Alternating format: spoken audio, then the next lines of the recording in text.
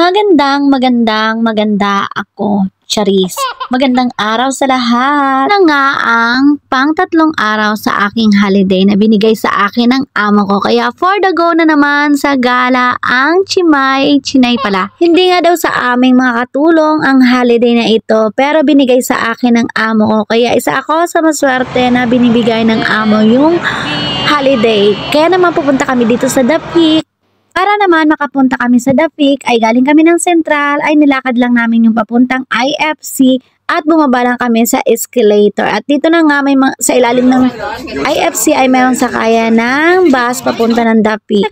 Sasakyan nyo nga lang yung number 15 na bus at dito naman ay madadaanan nga namin yung Central at dyan nga ako nag-meet up every Sunday. At ito nga pupuntahan namin na The Peak ay isa sa tourist attraction dito sa Hong Kong. At first time lang din namin makapunta or pupunta dito sa The Peak. At ito namang way papunta dito sa The Peak ay isa sa napaka-scarce way na nadaanan namin. Sobrang nakakatakot nga yung daan na to. Parang itong daan na to ay nakakatakot na magkamali kasi isang maling drive mo lang ay malalaglag ka dyan sa mga building na yan. Wag naman sana, nakakaloka ang aking pag-iisip. Sobrang kitid talaga ng daan dito. Tulad na lang nito, konting-konti na lang talaga ay malalaglag ka na. Tapos yung mga nakaharang dito ay maliliit na bakal lang nga. Tapos ito nga, semento lang din na maliit.